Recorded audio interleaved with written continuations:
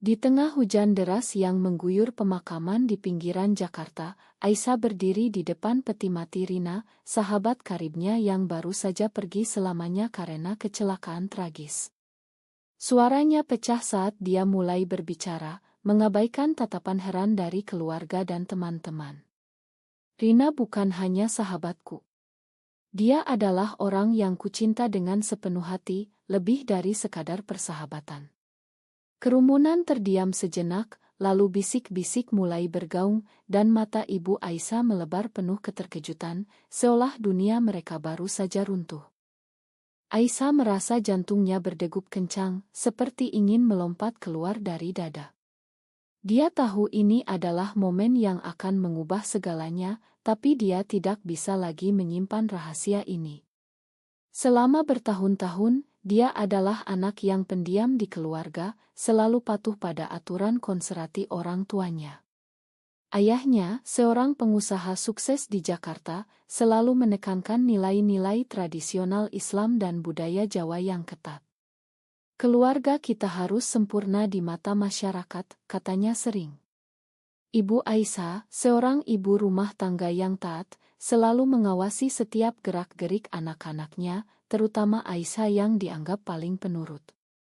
Tapi di balik kepatuhan itu, Aisyah menyimpan api yang membara, ketertarikannya pada perempuan, khususnya Rina. Rina dan Aisyah bertemu di Universitas di Bandung saat mereka sama-sama belajar sastra. Rina adalah gadis yang penuh semangat, dengan senyum yang bisa menerangi ruangan, dan sikap bebas yang membuat Aisyah terpesona. Mereka menjadi sahabat tak terpisahkan, berbagi rahasia, mimpi, dan tawa. Tapi bagi Aisyah, itu lebih dari itu. Setiap kali Rina menyentuh tangannya secara tak sengaja, atau saat mereka berpelukan setelah hari yang melelahkan, Aisyah merasa gelombang perasaan yang tak bisa dia jelaskan. Dia mencoba menyangkalnya, berdoa di malam hari agar perasaan itu hilang, tapi semakin dalam, semakin kuat. Di Indonesia, di mana masyarakat masih syarat dengan norma heteroseksual dan agama yang kuat, mencintai sesama jenis adalah tabu yang bisa menghancurkan hidup seseorang. Kecelakaan Rina terjadi tiba-tiba. Mobil yang dikendarainya bertabrakan dengan truk di jalan tol menuju Jakarta. Aisyah adalah orang pertama yang diberitahu oleh keluarga Rina, dan saat itu, dunia Aisyah gelap. Dia menangis berhari-hari, tapi tak bisa mengungkapkan rasa sakitnya yang sebenarnya. Di pemakaman, melihat peti mati Rina diturunkan ke liang lahat, Aisyah tak tahan lagi. Kata-kata itu meluncur begitu saja, seperti bendungan yang jebol. Setelah pengakuan itu, kerumunan mulai bergolak. Beberapa teman Rina menatap Aisyah dengan simpati, tapi keluarga Aisyah bereaksi berbeda. Ayahnya langsung menarik lengan Aisyah, wajahnya merah padam. "Apa yang kau katakan itu? Kau gila," bisiknya marah. Malam itu, di rumah keluarga besar di kawasan elite Jakarta Selatan, badai meletus. Aisyah duduk di ruang tamu, dikelilingi oleh ayah, ibu, dan kakak laki-lakinya, Budi. "Bagaimana bisa kau katakan hal seperti itu di depan umum? Kau menghancurkan nama baik keluarga," bentak ayahnya. Ibu Aisyah menangis terseduh, "Apa yang salah dengan pendidikan kita, Nak? Kenapa kau seperti ini?" Aisyah mencoba menjelaskan, suaranya pelan tapi tegas. "Ini bukan pilihan, Bu. Aku mencintai Rina dan aku tak bisa bohong lagi." Budi, yang biasanya pendiam, ikut campur. "Ini pasti pengaruh buruk dari kota besar. Kau harus berubah, Aisyah. Kalau tidak, kau akan diusir dari keluarga." Konflik itu baru permulaan. Aisyah merasa terjebak antara cinta yang hilang dan tekanan keluarga. Dia ingat saat-saat indah dengan Rina, jalan-jalan di Pantai Anyer, berbagi cerita di kai-kai kecil di Bandung, atau saat Rina pernah bertanya, "Kenapa kau selalu memandangku seperti itu, Ais?" Aisyah selalu mengelak, takut kehilangan persahabatan mereka. Kini, dengan Rina pergi, pengakuan itu seperti pembebasan sekaligus kutukan. Malam itu, Aisyah tak bisa tidur, memikirkan apa yang akan terjadi selanjutnya. Apakah keluarganya akan menerima? Atau ini awal dari pengasingan? Keesokan harinya, berita mulai menyebar. Teman-teman universitas menghubungi Aisyah, sebagian mendukung, sebagian menjauh. Di media sosial, postingan tentang pemakaman Rina menjadi viral di kalangan komunitas kecil di Indonesia. Aisyah mendapat pesan dukungan dari orang asing, tapi juga ancaman dari akun anonim. "Kau najis," tulis salah satunya. Tekanan sosial mulai menekan. Ayah Aisyah, yang punya bisnis besar, khawatir kliennya akan mundur jika tahu anaknya seperti itu. Dia memaksa Aisyah untuk pergi ke psikolog untuk menyembuhkanmu, katanya. Aisyah setuju, tapi bukan karena ingin berubah.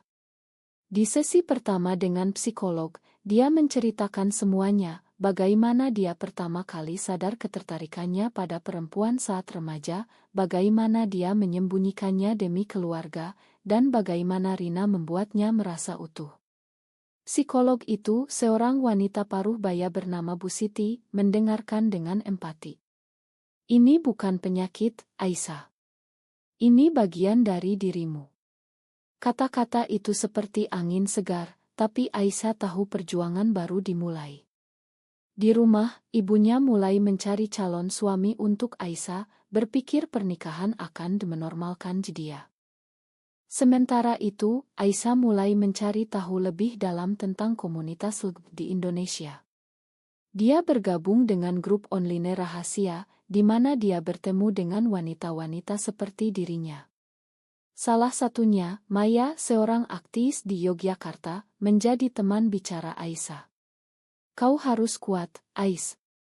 Masyarakat kita masih keras, tapi perubahan dimulai dari kita sendiri," kata Maya. Percakapan itu memberi Aisyah harapan, tapi juga ketakutan. Apakah dia siap menghadapi konsekuensi? Pertemuan dengan Ibu Rina berlangsung di sebuah kai kecil di pusat Jakarta, di bawah langit mendung yang seolah mencerminkan hati Aisyah. Ibu Rina, seorang wanita berusia 50-an dengan wajah lelah tapi ramah, memeluk Aisyah erat saat mereka bertemu. "Aku tahu tentang perasaanmu pada Rina," katanya pelan setelah mereka duduk. Aisyah terkejut, mulutnya terbuka tapi tak ada suara yang keluar.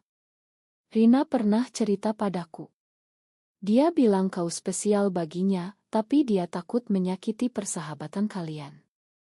Kata-kata itu seperti pisau yang menusuk, sekaligus menyembuhkan. Ternyata Rina juga merasakan sesuatu, tapi tak pernah diungkapkan. Aisyah menangis, menceritakan bagaimana dia berjuang dengan perasaannya. Ibu Rina mendengarkan, matanya berkaca-kaca. "Di masyarakat kita, hal seperti ini sulit diterima. Tapi sebagai ibu, aku hanya ingin anakku bahagia." Sayangnya, Rina tak pernah punya kesempatan. Mereka berbicara berjam-jam, berbagi kenangan tentang Rina. Tapi di akhir pertemuan, Ibu Rina memberikan sebuah kotak kecil. "Ini surat dari Rina untukmu. Dia tulis sebelum kecelakaan." Aisyah pulang dengan tangan gemetar, tak berani membukanya segera. Di rumah, keluarga Aisyah semakin tegang. Ayahnya mengatur pertemuan dengan seorang ustadz terkenal, berharap Druyah bisa mengusir pengaruh jahat dari Aisyah. "Ini pasti karena setan," katanya yakin. Aisyah menolak, tapi ibunya memohon. "Lakukan untuk kami, Nak." Dengan berat hati, Aisyah pergi. Ustaz itu berbicara panjang lebar tentang dosa dan taubat, membuat Aisyah merasa semakin tertekan. "Kau harus menikah dengan pria baik, itu jalan Tuhan," katanya. Aisyah keluar dari sana dengan amarah yang mendidih, merasa identitasnya diinjak-injak. Malam itu, Aisyah akhirnya membuka surat Rina. Tulisan tangan Rina yang familiar membuat air mata mengalir. "Ais, aku tahu perasaanmu. Aku juga merasakannya, tapi aku takut. Masyarakat, keluarga, semuanya akan menentang. Tapi jika kita bersama, mungkin kita bisa. Sayang sekali, aku terlambat bilang ini. Surat itu berakhir dengan kata cintamu, Rina. Aisyah hancur, tapi juga bangkit. Ini bukti bahwa cinta mereka nyata, bukan khayalan. Keesokan harinya, Aisyah menghadapi keluarganya. Aku tak akan berubah, ayah. Ini diriku. Debat sengit terjadi. Budi, kakaknya, yang ternyata diam-diam mendukung, ikut membelah. Ayah, Aman sudah berubah. Banyak orang seperti Aisyah hidup bahagia. Tapi ayah Aisyah marah besar, kau pengkhianat. Kalau kau bela dia, kau juga keluar dari rumah. Budi terdiam, tapi matanya menunjukkan keraguan. Ini adalah momen pertama di mana keluarga mereka retak. Aisyah mulai mencari dukungan di luar. Dia menghubungi Maya lagi dan mereka bertemu di Yogyakarta. Maya, seorang lesbian yang terbuka, menceritakan pengalamannya, diusir keluarga, tapi kini bahagia dengan pasangannya. Kau harus pilih, hidup bohong atau bebas dengan harga mahal. Aisyah terinspirasi, tapi juga takut. Di Yogyakarta, dia ikut acara rahasia komunitas LGBT, di mana dia bertemu banyak wanita dengan cerita serupa. Salah satunya, Lina, seorang guru yang menyembunyikan identitasnya demi pekerjaan. Kembali ke Jakarta, Aisyah mendapat kabar buruk. Bisnis ayahnya terganggu karena rumor tentang Aisyah. Seorang klien besar mundur, mengatakan kami tak mau berurusan dengan keluarga yang punya masalah moral. Ayah Aisyah menyalahkan Aisyah, lihat apa yang kau lakukan. Aisyah merasa bersalah, tapi tak mau mundur. Dia mulai mencari pekerjaan sendiri, meski lulusan sastra sulit di pasar kerja Indonesia yang kompetitif. Sementara itu, ibu Aisyah diam-diam mencari informasi tentang LGBT. Dia membaca artikel online, bergabung dengan orang tua yang punya anak seperti itu. Perlahan, hatinya melunak. Suatu malam, dia mendatangi kamar Aisyah. Aku tak mengerti, nak. Tapi aku tak mau kehilanganmu. Ini adalah celah pertama dalam tembok keluarga. Tapi konflik baru muncul. Teman lama Aisyah, Sari, yang hadir di pemakaman, mulai menjauh. Sari, yang religius, mengirim pesan, aku tak bisa berteman denganmu lagi. Ini bertentangan dengan agamaku. Aisyah terluka, merasa dikhianati. Ini membuatnya mempertanyakan segalanya. Apakah pengakuan itu layak? Di akhir ile ini, Aisyah mendapat undangan dari komunitas LGBT untuk berbicara di acara online. Bagikan ceritamu, kata Maya. Aisyah ragu, tapi memutuskan ya. Ini bisa menjadi langkah besar, atau bencana. Acara online itu berlangsung di platform Om Rahasia, dengan peserta dari seluruh Indonesia. Aisyah berbicara dengan suara gemetar, menceritakan tentang Rina, pengakuan di pemakaman, dan perjuangan dengan keluarga. Aku tak mau hidup dalam kebohongan lagi, katanya. Respons positif datang, banyak yang berbagi cerita serupa, memberi Aisyah kekuatan. Tapi setelah acara, video itu bocor ke media sosial umum. Keesokan harinya, Aisyah menjadi target bullying online.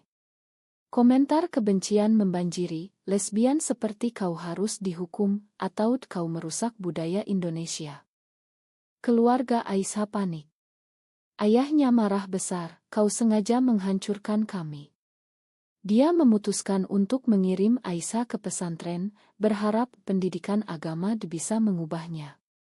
Aisyah menolak keras, aku bukan tahanan. Pertengkaran itu berujung pada ultimatum, pilih keluarga atau gaya hidupmu. Aisyah pergi dari rumah, membawa tas kecil, menuju Yogyakarta ke tempat Maya. Di Yogyakarta, Maya menyambut Aisyah hangat. Kau aman di sini. Maya memperkenalkan Aisyah pada pasangannya, Dewi, yang bekerja sebagai seniman. Mereka hidup sederhana, tapi bebas. Aisyah mulai bekerja paruh waktu di KAI milik teman Maya sambil mencari jalan untuk mandiri. Tapi kerinduan pada keluarga tetap ada. Dia menelepon ibunya diam-diam, "Aku kangen, Bu." Ibu Aisyah menangis, "Kembalilah, Nak. Ayahmu marah, tapi dia khawatir." Sementara itu, Budi mulai berubah. Dia mencari informasi tentang LED, membaca buku dan artikel. Suatu hari, dia konfrontasi ayahnya. "Ayah, Aisyah bukan musuh. Dia saudara kita." Debat panas terjadi, tapi Budi tak mundur. Ini membuat ayah Aisyah mulai ragu. Dia ingat masa mudanya ketika dia pernah berteman dengan orang yang berbeda, tapi ditekan oleh masyarakat. Aisyah, di Yogyakarta, mulai menjalin hubungan baru. Dia bertemu dengan Nadia, seorang mahasiswi yang terbuka tentang orientasinya. Nadia mengajak Aisyah jalan-jalan ke Candi Prambanan, berbagi cerita. "Aku pernah diusir juga, tapi sekarang keluargaku menerima."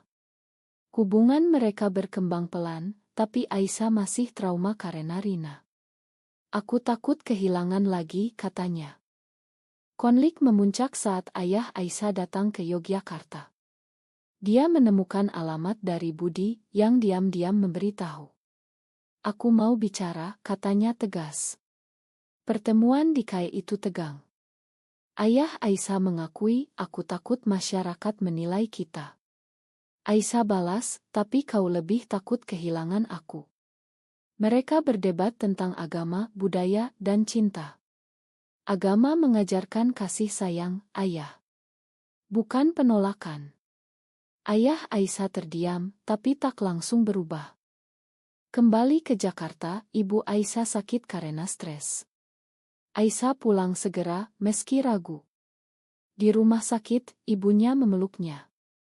"Makan kami, Nak." Ini momen rekonsiliasi parsial, tapi ayah Aisyah masih keras. Dia setuju Aisyah tinggal di rumah, tapi dengan syarat, tak bicara tentang itu di depan umum. Aisyah merasa terjebak lagi. Dia hubungi Nadia, "Aku tak bisa hidup seperti ini." Nadia mendukung, "Pilih bahagiamu." Aisyah memutuskan untuk jujur sepenuhnya. Dia ajak keluarga bicara lagi, kali ini dengan bantuan Bu Siti, psikolognya. Di sesi keluarga, emosi meledak. Ayah Aisyah cerita tentang tekanan masyarakat, ibu tentang ketakutannya, Budi tentang dukungannya. Aisyah jelaskan perasaannya.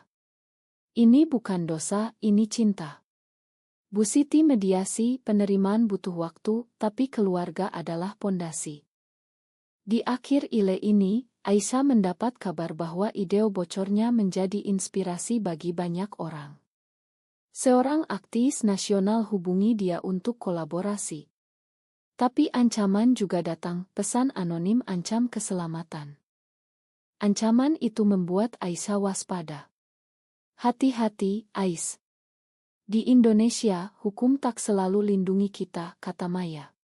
Aisyah lapor ke polisi, tapi responsnya dingin.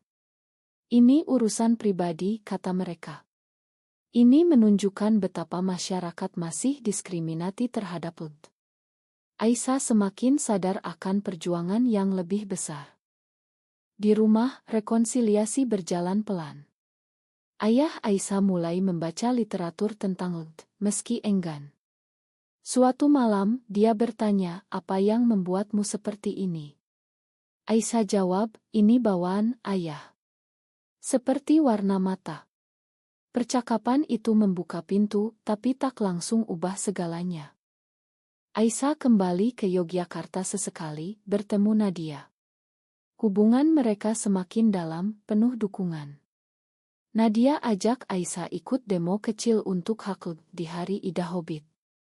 Aisyah ragu, tapi ikut. Di sana, dia rasakan solidaritas. Tapi otot dia tersebar, dan keluarganya tahu. Ayah marah lagi, "Kau tak belajar dari kesalahan." Konflik baru, Budi ternyata punya rahasia sendiri. Dia cerita pada Aisyah, "Aku pernah suka cowok waktu kuliah, tapi aku tekan.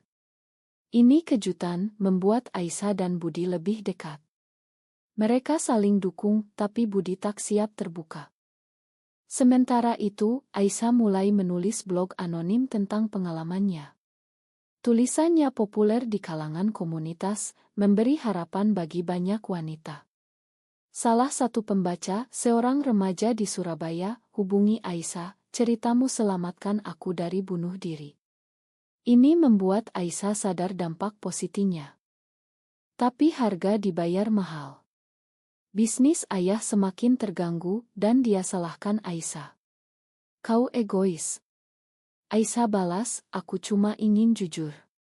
Pertengkaran itu berujung pada Aisyah pindah lagi ke Yogyakarta permanen. Di sana, dia bangun hidup baru. Kerja di ngo kecil untuk hak perempuan dan UT. Nadia menjadi pasangannya, mereka hidup bersama sederhana. Tapi kerinduan keluarga tetap. Ibu Aisyah kunjungi diam-diam, bawa makanan. Ayah mulai melunak, katanya. Puncak konflik saat ayah Aisyah sakit jantung. Aisyah pulang, di rumah sakit. Ayah pegang tangannya, Ma, nak. Aku takut kehilanganmu. Ini momen odd or tog. Aisyah makan, tapi tegaskan, aku tetap diriku. Setelah ayah sembuh, keluarga mulai menerima. Mereka undang Nadia makan malam, meski tegang. Ini langkah kecil, tapi berarti. Aisyah renungkan perjalanannya, dari pengakuan di pemakaman, pengasingan, sampai penerimaan. Banyak yang hilang, Rina, teman, ketenangan. Tapi dapatkan kebebasan dan cinta baru. Di akhir ile ini, Aisyah dapat tawaran buku tentang ceritanya. Dia ragu, tapi putuskan ya. Ini bisa ubah pandangan masyarakat, atau tambah musuh. Proses menulis buku itu melelahkan, tapi terapeutik. Aisyah tuangkan semua, cinta pada Rina, konflik keluarga, tekanan sosial, dan perjuangan identitas. Buku berjudul Rahasia di Balik Hujan terbit secara indie, dan mendapat respons campur. Beberapa media puji sebagai suara pemberani, tapi yang lain kritik sebagai propaganda barat. Aisyah jadi tamu di podcast Underground, bicara tentang diskriminasi di Indonesia. Keluarga Aisyah bangga diam-diam, ayah baca buku itu, dan akhirnya bilang, aku mengerti sekarang. Ibu peluk Aisyah, kau kuat, nak. Budi terbuka tentang dirinya, dan keluarga dukung. Ini akhir bahagia untuk mereka, tapi Aisyah tahu perjuangan belum selesai. Dengan Nadia, Aisyah bangun masa depan. Mereka rencanakan perjalanan ke Bali, simbol kebebasan. Tapi ancaman lama muncul lagi, kelompok radikal demo menentang buku Aisyah. Aisyah tak mundur, ikut counter demo dengan komunitas. Di akhir perjalanan, Aisyah kunjungi makam Rina. Terima kasih, Rin. Kau mulai semuanya. Dia rasakan damai. Cinta sesama jenis di masyarakat konservatif seperti Indonesia, apakah itu dosa yang tak termakan, atau hak asasi manusia yang harus diperjuangkan?